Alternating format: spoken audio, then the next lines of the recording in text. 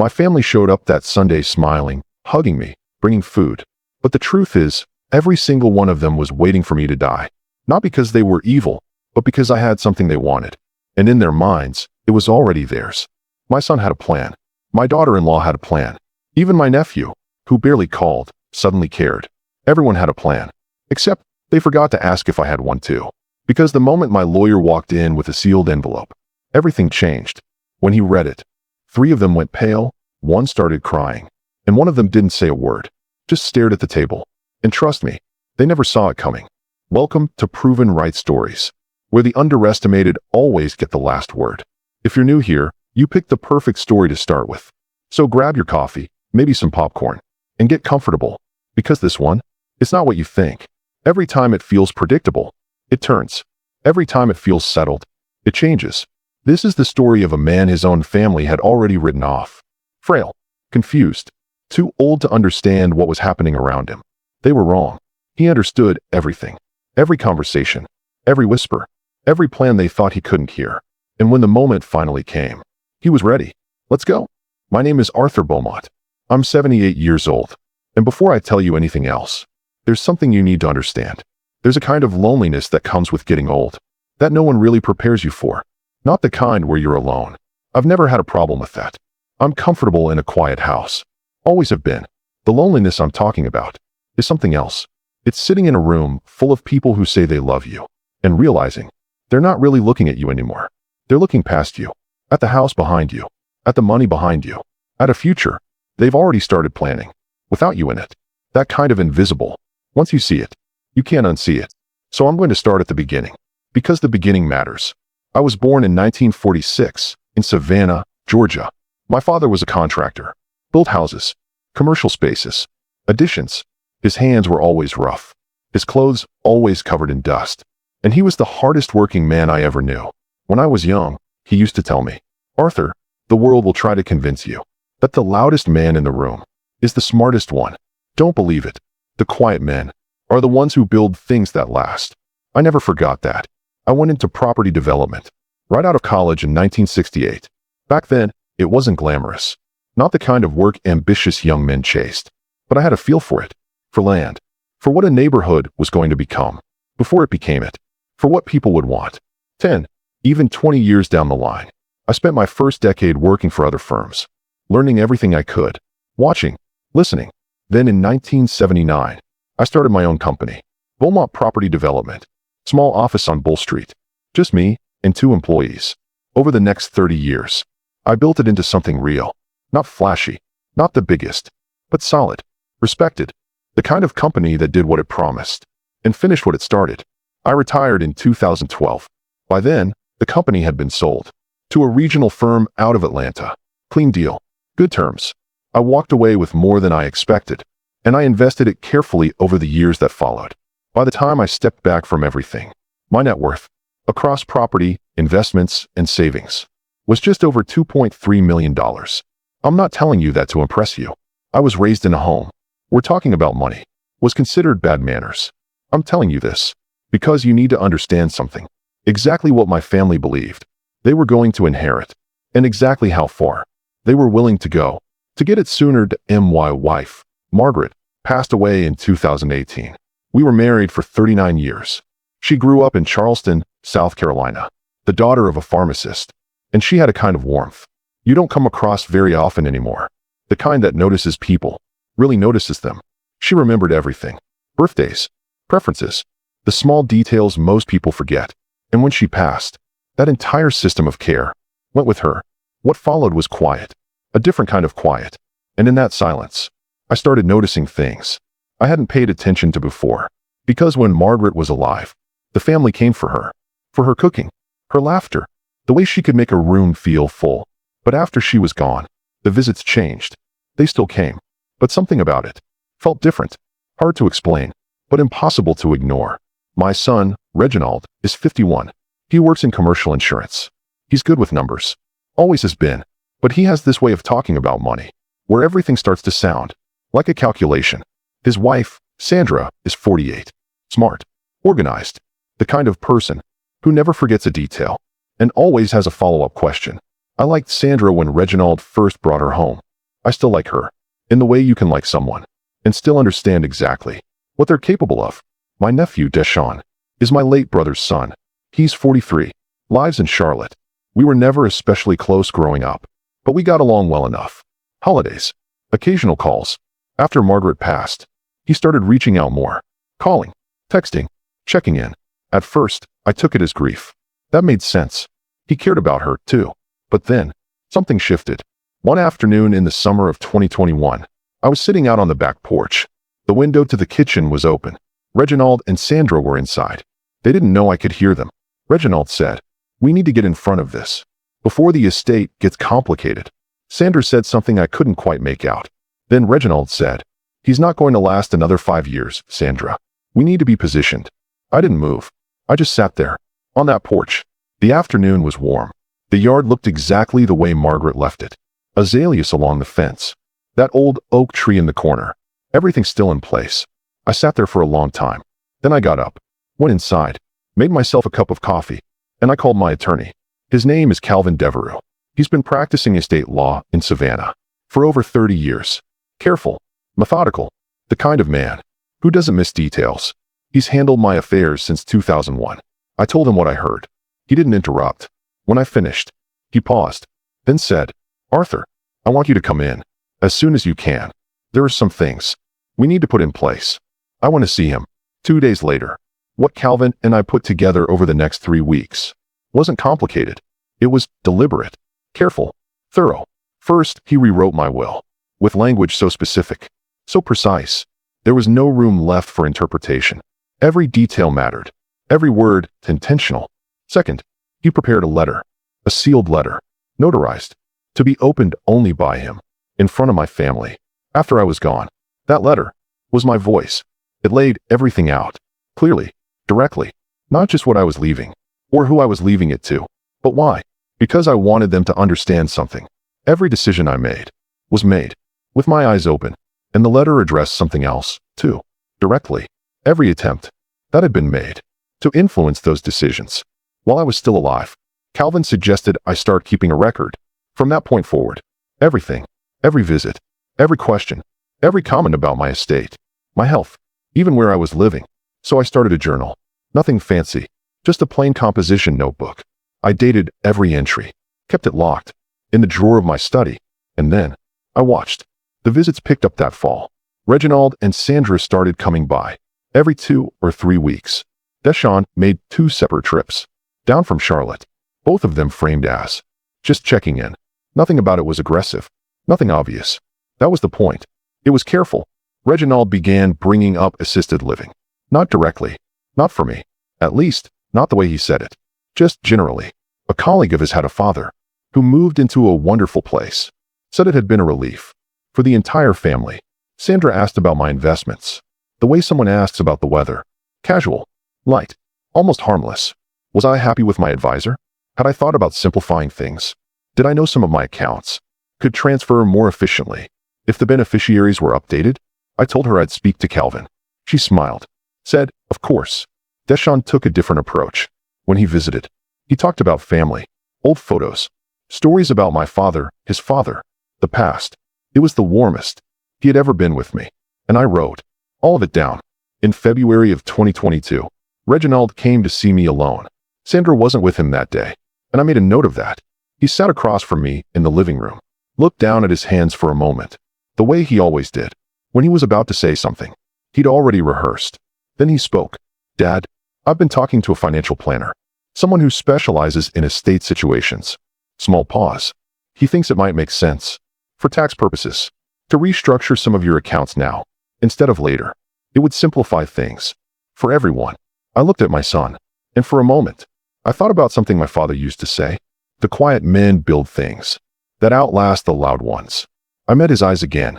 "Reginald, I appreciate you thinking about this. I'll bring it up with Calvin." He nodded, said, "Of course," said there was no rush. He left 20 minutes later, and the moment he pulled out of the driveway, I picked up the phone. I called Calvin. I hadn't even finished describing the man before Calvin gave me a name. Douglas Mercer. Slight tone drop. 2 prior complaints, Calvin said. Both filed with the Georgia Financial Board. Both cases involved elderly clients. An estate restructuring. Pause. Restructuring that benefited the family more than it benefited the client. I didn't say anything for a moment. Calvin continued. Arthur declined any meeting with him. I didn't hesitate. I did. The summer of 2022 was the season everything changed. In June, I had a minor health scare. Nothing serious, just a spike in blood pressure. My doctor handled it quickly, but it did mean a short hospital stay, 3 days. And during those 3 days, the entire family showed up. Reginald, Sandra, Deshawn, who drove down the same day he heard. They were attentive, concerned, kind, and I watched them, the way a man watches, when he's been watching long enough, to know exactly what to look for. On the second day, I saw Deshawn pull Reginald aside. In the hallway, they spoke quietly. I couldn't hear everything, but I caught enough. If something had happened, that was the phrase. Sandra spent nearly 30 minutes speaking with my doctor, without asking me. When she came back, she had that look, thoughtful, calculating. That evening, Reginald sat down beside my bed, and carefully, he said, maybe it's time to think about whether living alone is still the right choice. He mentioned a place near his house. Wonderful community, he said, very well regarded. Said men my age often found a sense of belonging there. I told him I'd think about it. That night, from my hospital bed, I picked up my phone, and I called Calvin. He didn't need much explanation. He just said, Arthur, I think it's time to add something to the letter. I looked at the ceiling for a moment. Then I said, I think so too. I made a full recovery. Home within 4 days. Back to my routine in a week. But their attention didn't fade. If anything, it accelerated. Reginald and Sandra started visiting weekly. Sandra offered to help manage my accounts, just to take some of the burden off you. I told her Calvin had that handled. Deshawn called every Sunday. Long conversations. About family. About history. About memories from when he was a boy. I listened. I responded. And I wrote everything down. Meanwhile, I kept living my life. 2 miles every morning. Book group on Wednesdays. Golf with my friend Marcus. The first Saturday of every month. I was not a frail old man. I was a man who understood exactly what was happening around him. And I was keeping very, very good notes. In November of 2023, I made a decision. I called Calvin, told him I was ready to finalize the letter. Not because I was afraid, not because I believed my time was running out, but because I was ready. Everything I needed to say was clear to me now, completely. I met with Calvin for 2 hours. What I dictated became the letter, 7 pages, precise, final, notarized and sealed. Calvin kept it in his files. He would open it, in my presence, if I chose, or after my passing, in front of my family. I chose to wait, because there was still one more thing I wanted to do first. I want to tell you about Christmas, the last Christmas, where everyone was still pretending. Reginald and Sandra came. Deshawn drove down, with his wife, Loretta, and on the surface, it was a good day. The food was good, the conversation warm. My grandchildren ran through the house, the way children should, loud, carefree, alive. But underneath all of it, I could feel it, that current, the kind that runs through a room when people are waiting for something to happen. At one point after dinner, Reginald and Deshawn stepped out to the back porch. I stayed at the table. Sandra cleared the dishes. Then, casually, almost effortlessly, she asked me, have you given any more thought to that community we talked about? Said the wait list was getting long. Said if I was interested, sooner would be better. I told her I hadn't thought much about it. She nodded, smiled, said she understood, said she just wanted me to be comfortable. Then she turned and carried the dishes into the kitchen. I stayed where I was, at the head of the table, the same table Margaret and I bought in 1981. I looked out the window, at the backyard, the azaleas along the fence, the old oak tree, standing in the corner, and for the first time, in a long time, I felt something I hadn't felt in years. Peace. Not because anything was resolved, not because anything had changed, but because I knew exactly what I had done, and I knew what was coming next. And this time, I was ready for it. That my passing came in March of 2024. I won't describe it in detail. I believe those moments belong to a man alone. What I can tell you is this. It happened in my own house, in my own bed. The window was open, and the March air in Savannah was already turning warm, the way it does when winter finally gives up. The azaleas were just starting to bloom. Calvin Devereux was notified that morning. 2 weeks later, he gathered my family in his conference room. Reginald, Sandra, Deshawn and his wife, Loretta, and my grandchildren, represented by Reginald as their legal guardian. Calvin waited until everyone was seated. Then he placed a sealed envelope on the table. "Arthur left this for you," he said. "He asked me to read it aloud, in full, before anything else is discussed." Then he broke the seal. "I want to tell you what was inside that letter. Not word for word. Some of it was legal. Some of it was private. But the shape of it mattered. It began with a memory. My father died a summer afternoon in 1962, teaching me how to build a fence. Not because we needed it, but because he wanted me to understand something simple. Anything worth having, you have to put your hands on it yourself." Then the letter moved forward. 50 years of work. The company. The sale. The investments. The properties. Everything built slowly, carefully, intentionally. And then, it turned. It addressed the conversations. Not with anger. Not with accusation. Just precision. The back porch in June 2021. We need to be positioned. The hospital visit. If something had happened. Sandra's questions about accounts. Deshawn's sudden calls. The assisted living conversations. Every entry from my journal. Dated. Logged. Remembered. Calvin read it all aloud. His voice calm. Measured. Controlled. By the time he reached the second page, Sandra's hand was over her mouth. By the third, Deshawn was staring at the table. Reginald didn't move at all. Not once. Then came the decisions. The house on Bull Street, the home we had lived in since 1981, was placed in trust for my grandchildren, until the eldest turned 25. The bulk of my estate, just over $2.3 million, was divided between two causes: a literacy program in Savannah Margaret had supported for years, and a scholarship fund, in my father's name, at the university I once attended. Each family member received something. Reginald, Sandra, Deshawn. But it was modest, intentional, final. And then, the last page began. "To the people in this room," Calvin read, "who spent the last several years planning for my end before I had reached it. I want you to understand something. I was never confused. I was never frail. I was never unaware. I heard every conversation. I noticed every question. I recorded every detail. I am not angry. I raised you, Reginald. I loved your father, Deshawn. And love does not disappear just because things become complicated. But there is something you need to understand. The things I built on purpose. Over 50 years of showing up, of doing the work, of choosing the harder right over the easier wrong. I built them to matter, not to be divided, not to be anticipated, not to be calculated before I was gone. They were mine, every dollar, every decision, and what I chose to do with them is mine too. I hope you hear this not as punishment, because it isn't. It is the last thing I can teach you. Build your own life, the way I did, the way my father did. Not quickly, not by watching someone else's. Build your own, and I promise you, it will mean something. Nothing else can. With love, Arthur. Calvin folded the letter. He placed it back into the envelope. The room stayed completely still. Sandra had tears on her face. Not the careful kind, not the controlled kind, but the kind that come when something finally lands where it's real. Reginald looked down at the table for a long time. Then he looked up, and in that moment, there was something in his face. Maybe confusion, maybe realization, maybe the beginning of understanding. Deshawn didn't say much. He just left. Loretta touched his arm gently in the hallway. Before they walked out, my grandchildren received the news about the house being held in trust, with a kind of simple, unfiltered happiness. The kind of happiness that comes before life teaches you to want more than what you already have. And for that, I was grateful. More than anything, I am Arthur Beaumont.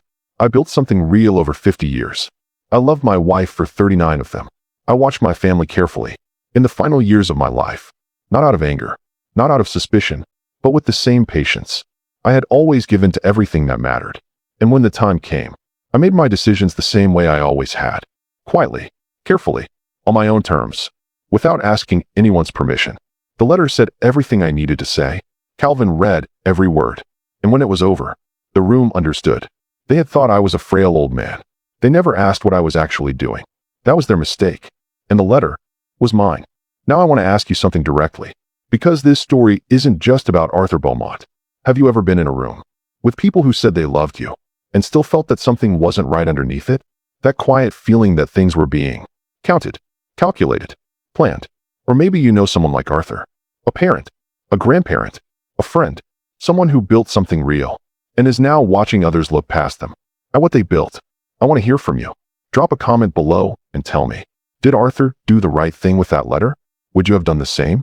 Or would you have handled it differently? And if this story made you think of someone who needs to hear it, send it to them.